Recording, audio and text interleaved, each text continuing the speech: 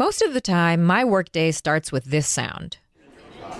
Stand clear of the closing doors, please. For many more Americans, it sounds something like this.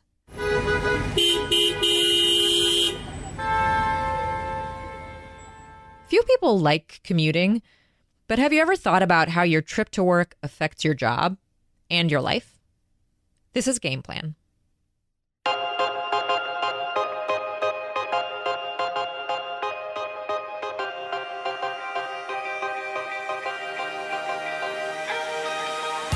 Hi, I'm Francesca Levy. And I'm Rebecca Greenfield. And today we're talking about commuting. Becca, how was your commute this morning? It was a cliche of a bad New York City commute. Why don't you do the thing that everybody says you shouldn't do and tell me about how bad your commute was? Yeah, sorry, I'm going to root talk. You're going to have to hear it. I mean, it was like, got on my regular train.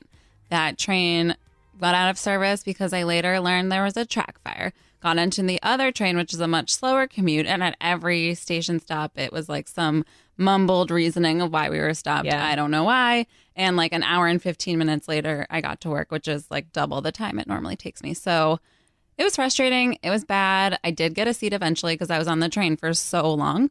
But yeah, it was just, knew I was coming in to talk about commuting, and I knew I'd have a place to air those grievances. So thank you for listening. How was your commute?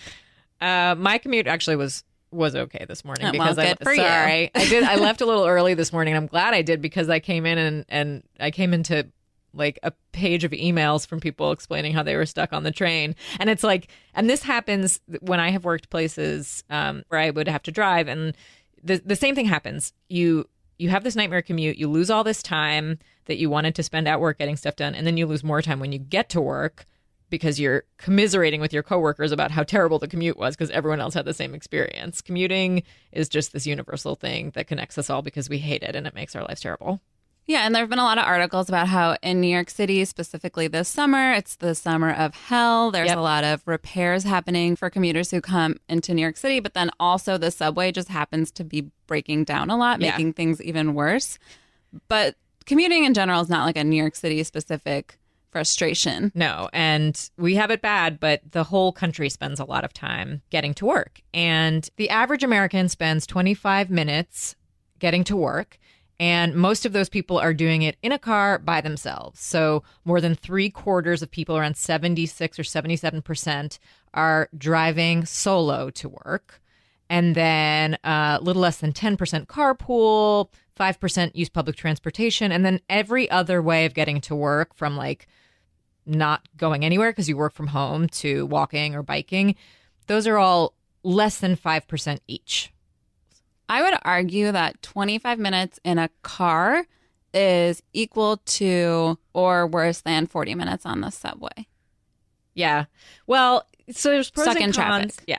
And also remember, like 25 minutes is the average, which means a lot of people are spending way more time. And then a lot of people are spending way less time. But yes, there are advantages and disadvantages to both. Like in the subway, you could read a book or a newspaper or play a game on your phone. Frantically email your colleagues they're running late. Well, if you have Wi-Fi. True. But I feel like if you're in a car stuck in traffic, you could at least like get on a conference call. Maybe.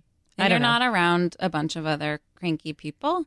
Yes, you're in your own space. You have music, and like maybe there's more of a sense of control. When I've been stuck in this summer of hell, I've been part of a couple of severe delays where you're just trapped underground. You have that unique New York feeling of being in darkness with no explanation why in an aluminum can with a bunch of other people. Bleak. And you just feel so helpless and out of control. At least you have some illusion in a car of having some control because you can like move your car forward 2 feet every 15 minutes. So if I were a person who really cared about commuting, it was like my number one thing for finding a job, are there places where it is better than other places?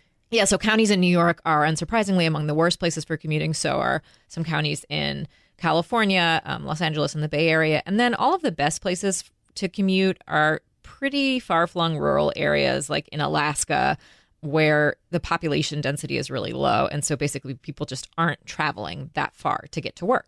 There also arguably aren't as many jobs in places like that. The solution to your commute is probably not moving to Alaska. So we all know commuting's annoying and it's fun to complain about what a bad commute you have. But there are other bad things about commuting you might not even think about. For one thing, it's actually bad for your health. There was a UK study that showed that people who spend more than a half hour getting to work are more likely to have depression, they're more likely to have financial problems, and have more work-related stress. What? Yeah. Yeah, it's affecting your life. And if you think about it, it's not that crazy. I mean, this is a big chunk of time. Even if you spend the average 25 minutes getting to work, that's almost an hour every day that you spend on your journey to and from work. And it's kind of dead time. And it's either like, at best, it's neutral. You got to work without any problems, but you kind of lost that time. And at worst, it's this nightmare that, like in your case today, gets you to work late and feeling PO'd. Very. And I never really think of commuting as being bad for my health, but I'm more annoyed in the way it affects my work day and how I have to shuffle everything around. And sometimes I have to cancel meetings and sometimes people cancel on me. I read in a Bloomberg article that the summer of hell is costing Manhattan employers $14.5 million for every hour train commuters are delayed. And there have been all these articles about people losing jobs and people missing job interviews. And it was a feel-good viral news story about that guy who, like, they held a graduation ceremony for him on the subway because he missed his graduation ceremony because of a delay. And that's you have to have your major life milestones on the subway. Right. But that's happening regularly. And I think it's a big problem for not just employers, but people trying to do their jobs. Yeah, so these huge effects of commuting seem like they would be top of mind when we are picking a new job or deciding where we're going to live. But I feel like most of us just kind of accept our commute as a fact of life. And if it takes you an hour to get to work, or if it's a really frustrating 45 minutes on the subway, that's just the way it has to be. But we wanted to find out how exactly things got this way and what, if anything, can be done to make it better. And that's what our guest is going to talk to us about. Richard Florida is an urban studies theorist. He's a professor at the University of Toronto and author of many books, including The New Urban Crisis. Welcome, Richard. It's great to be with you. Let's get started just by asking, why does it take Americans as long as it does to get to work?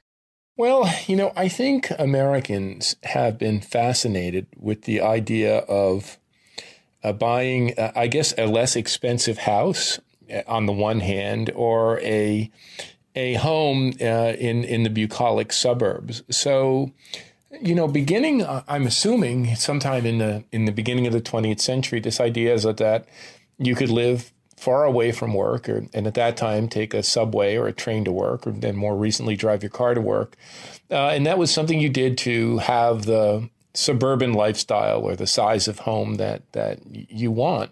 The point of fact is, though, according to nearly every study of the subject I've read, and trust me, I've read a lot of them, the single thing you can do to make yourself the most miserable is endure a long commute to and from work. So maybe we have to begin to rethink that.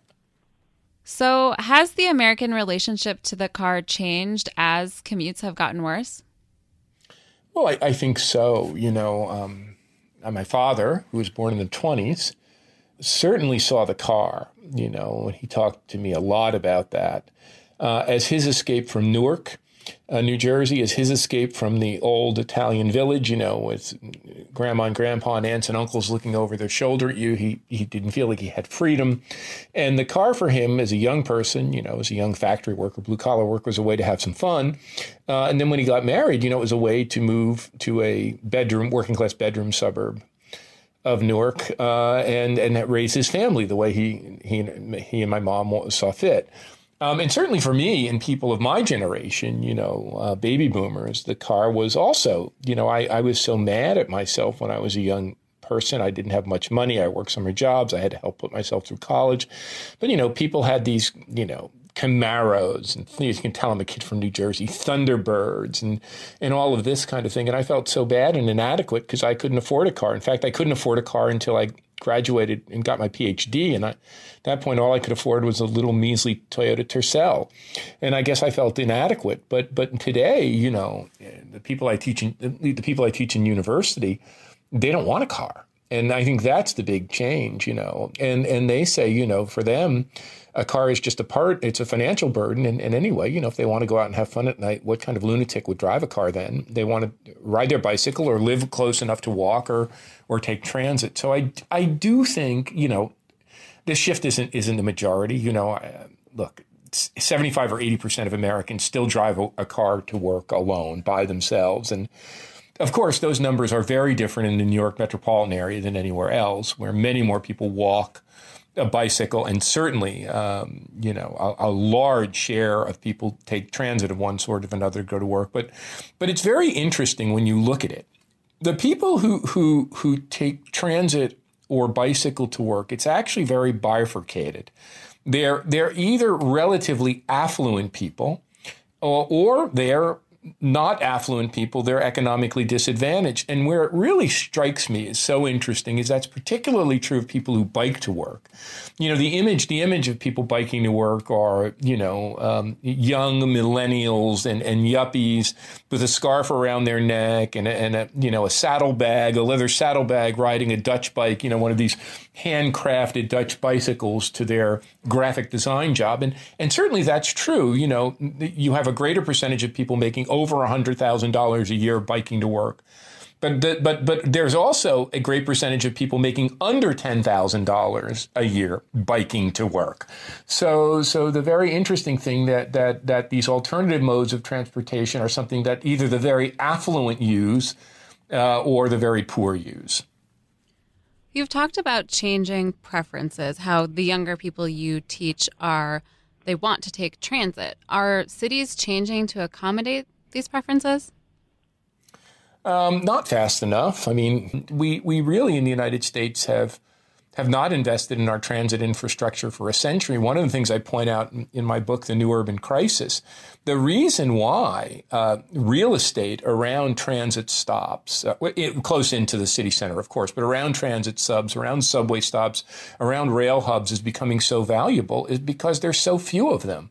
According to really recent and important research, what is really driving people back to cities? There's a lot of good job opportunities there, and there's fun to be had, and there's great restaurants and great amenity.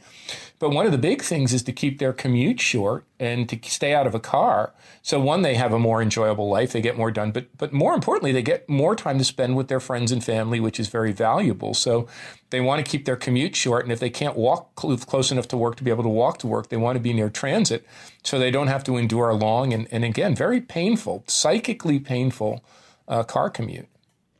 How does commuting affect not only the decisions people make about where they work, but their jobs overall? Well, company after company that I talk to tell me they're moving out of suburb X in XYZ metropolitan area back to the urban center, not only because there are more people living in downtown and more things to do downtown, because it's an easier commute. There's much more transit connectivity. People can take a train or a bus and they can get there from any part of their city or metropolitan region. So I think we're seeing a big movement. In my own research, I've documented that now well more than half of all tech startups, which used to be completely and entirely located in suburban offices, complexes, these so-called Nerdistans, where the high-tech engineers wanted to drive their fancy sports cars or hepped-up SUVs. Now more than half of those startups are in urban centers like Lower Manhattan or the downtown parts of San Francisco. So I think you've seen a big shift over the past years. The problem is there really is a class divide here. The people who are most likely to be able to walk to work or take a quick one-stop transit ride to work, under a half an hour, under 20 minutes, tend to be affluent, highly educated people. And then the middle class, if you will, and the middle class in smaller metros drive their car. And the people who are stuck with these heinous and horrendous transit commutes, like two buses, a train, a subway, and a long walk, are the less advantaged and the disadvantaged and the poor. And, I also hear this all across the country. The people who are working in our schools, the people who are working as firefighters and EMTs, the people who are working in retail shops and restaurants, they're enduring 2 and 3 hour commutes. Are there any companies or cities or communities doing anything to make commuting more egalitarian? Well, this is something I'm actually writing about now because I really believe that as we've revived our cities and our communities, we've created a prosperity which is winner take all. And that has benefited the advantaged third of knowledge workers, professionals, highly educated people in our society, with 66 being left further behind. And one of the cases I'm trying to make is that it's really incumbent upon anchor institutions, medical centers, hospitals, universities, but also high-tech companies and real estate development companies to engage in this. And, in San Francisco, really, people got very upset with the tech companies and techies not only colonizing downtown, but then running their private shuttle buses to the corporate complexes of Yahoo and Google and Apple in the Silicon Valley. And there were very virulent protests over those. And in fact, there was a ballot measure that fortunately was defeated because it was not a good thing to go after high-tech companies that are so innovative and so important to creating jobs and wealth. But a ballot measure that wanted to prohibit high-tech companies from locating in the downtown areas of San Francisco. And so it's incumbent, I think, on these companies to stop people view private shuttle buses as selfish because they are. The better thing to do, and Google is now considering a new campus in downtown San Jose near a transit hub. And also providing affordable housing as part of that and workforce housing as part of that. But really, I think the key here is for these companies to be beginning to think that they're going to have to invest in transit options that are publicly shared, to work with state and local government and where you still possibly can federal agencies to make sure that you have the public transit infrastructure you need that not only serves your employees but serves people broadly. So I think this is a slow dawning awareness, but I can see the wheels ticking with companies, communities, anchor institutions now saying we all have to buck up to do things to, one, provide housing, more affordable housing and workforce housing closer to where people work, to provide better jobs on these sites for service workers, but also to work to ways to make public transit work better. In Miami Beach, where this problem has kind of reached a head, with terrible traffic in South Florida, the mayor of Miami Beach actually created a trolley service because they couldn't get the line, across the bay from Miami. The governor, the darn governor, didn't want the high-speed rail, which is now being built by private sector investors. But he actually put in place, it wasn't a trolley, it's like a little bus that looks like a trolley. And the people who work in the service industries use that trolley like crazy as a way to get up and down Miami Beach, to go from an apartment, or if they take other transit onto the beach, I think it's 25 cents. The other thing that they're doing in Miami Beach that I think is really fascinating is there's a proposal now to convert many of the city-owned parking garages into affordable housing. That does not mean living in a parking stall. What they're going to do is build on top of the garages. They're going to add, they're going to have parking and then add on top of the garages affordable housing units. So you can see in city after city, people beginning to think about what we can do, small steps first, but to begin to grapple with some of these problems. So we've heard from you a little bit about what cities have done and can do more of, and what individual companies can do. Is there anything that as an individual worker you can do to make your commute better, especially if you are not graced with a really high income? Well, I wrote a whole book on this called Who's Your City? And the theme of that book was that, it's up to you to pick the best place for you to live and work. And most of us don't. Most, they call it drive till you qualify. Oh, I want a house and it has to have a yard and I'm going to drive far because it's more affordable the further I get from the city center. Or we go visit a friend or a cousin. Oh, it looks nice here. The park was okay. My friend lived here. I liked it. And no one really does this calculation. Very few people do this calculation of, when I locate myself, when I pick a city to live in or a neighborhood within a city, what is that going to cost me? How long is my commute going to be? What's it going to be like on a daily basis? And I noticed recently someone wrote an article in the New York Times. It was a young woman living in New York City and said, I'm going to go test drive a few suburbs. It's exactly the phrase I used in this book, Who's Your City? I said, before you spend all of this money on a home or a new rental, moving all of your goods in a moving van, setting up a house that you're kind of stuck in, whether you rent it for at least a year, but if you own it longer than that, go test drive the darn place. See if you like the neighborhood. Try the commute a couple of times and not, at 11 o'clock in the morning. Try it during rush hour and see what it's like. People drive out there in the middle of the day on a Saturday and they go, oh, it's great. I love it. And then Monday morning comes and they're stuck in traffic for an hour and a half. So I think we owe it to ourselves. I actually think it's the most important decision we make. It's as important as the job and career we do. It's as important as the person we take as our life partner. We give those two things at least a measure of thought. We give very little thought. We just make snap decisions when it comes to where we live. So that's what I think. And really think about it, and try it. Don't, maybe if you think about it, it's one thing. Go try the darn commute. And that goes with a car. And, I remember a couple of times thinking, I lived in a place where I could take transit and I wouldn't have to drive. And then I went and tried out the transit commute, after I had moved. And it was like 2.5 hours because the subway didn't connect to the bus didn't connect to the subway, something else was delayed. So whether it's a car commute or a transit commute, try the thing out and see how you really like doing it. And I don't mean just try it out once, try it out for a little while and see if it fits you, if it's making you miserable. If it's making you miserable, rethink where you might want to live. Yeah, Francesca and I were just talking about how I never consider commutes times when I'm looking for apartments, and I've certainly paid for it. And I think many people think the commute will just sort of work itself out. It'll get figured out, but it doesn't. And it's really the thing you do. Well, some of us do every day. Others of us do it less frequently, but we have to do it. It's probably also something people should think about, not just when they're considering a new home, but considering a new job, which probably people don't take into consideration nearly as much. No, people get all excited with the new job and the new home because the grass is always greener and it always looks better. And they never think about, well, what is that going to do to my day-to-day routine? But yes, I think being close to where you work or close enough to have a reasonable commute is something both in terms of getting a house and in terms of getting a job. The two sides of that so-called journey to work, where you live and where you work, are critical.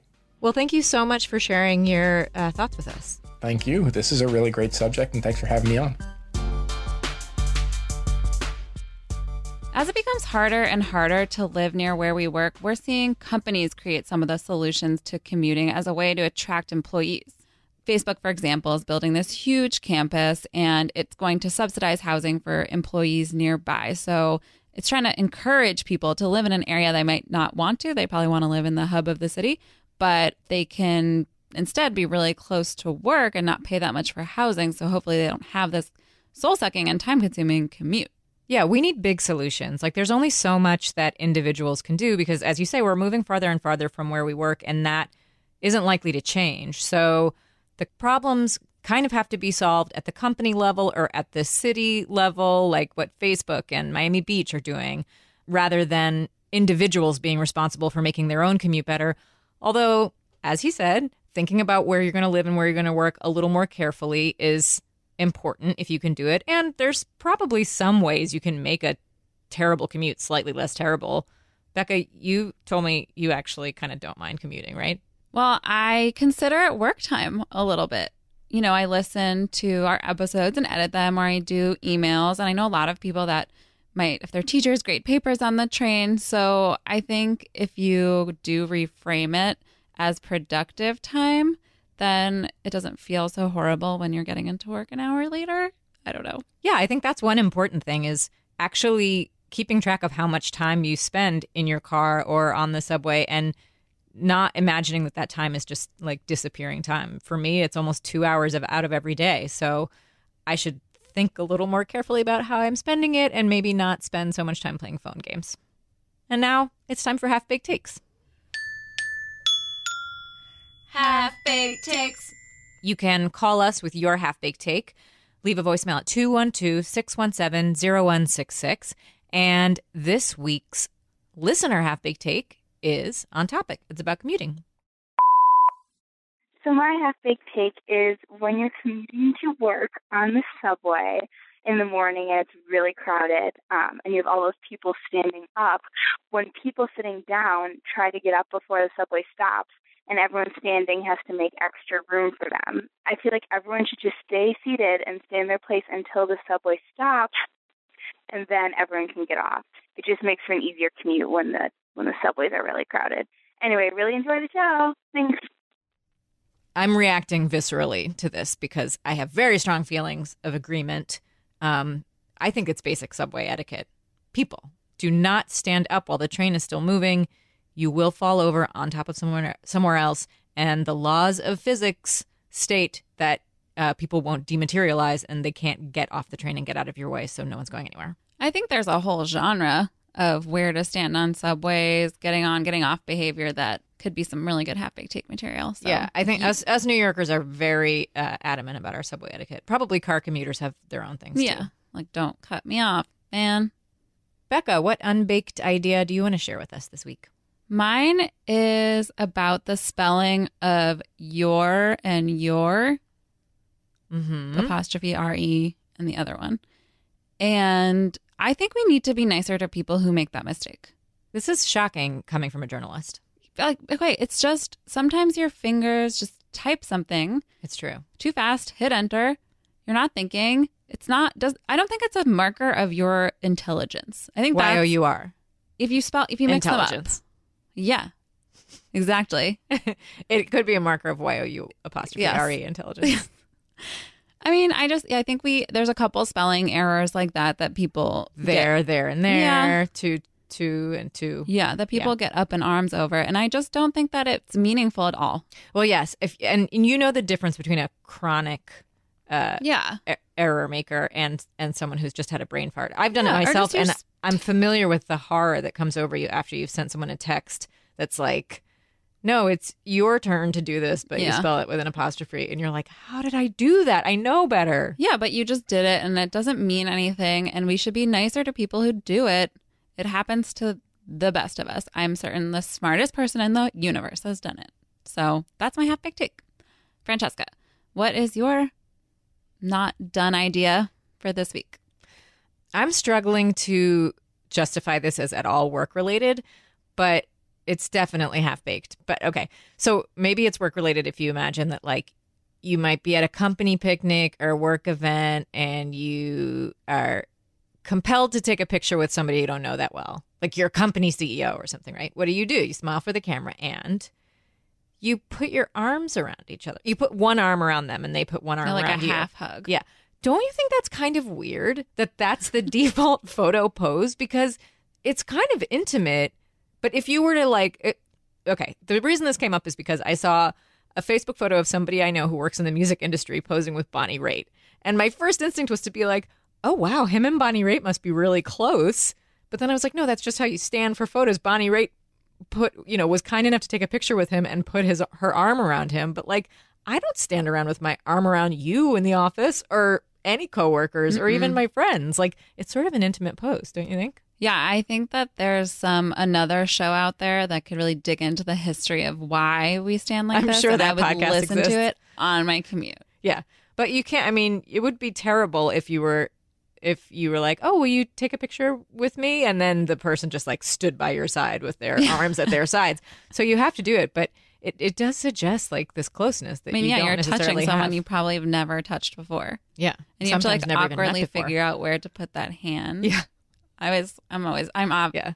very bad at it. You can imagine. Yep. Just something I noticed. And I guess this has been Half-Baked Takes. Half-Baked Takes. Thank you for listening to Game Plan. You can find me on Twitter at Francesca Today. And I'm at RZ Greenfield, and you can call into our hotline with anything you want at 212-617-0166. We also have a weekly newsletter. You can find it at bloomberg.com/newsletters. You check the Game Plan box, and you'll get a sweet email from us. Couldn't be easier. If you like our podcast, please go to Apple Podcasts or wherever you listen and rate, review, subscribe. Do one or all three of those things. It would make us so happy. This show is produced by Liz Smith and Magnus Henriksen. The head of podcast is Alec McCabe, and we'll see you next week. Bye.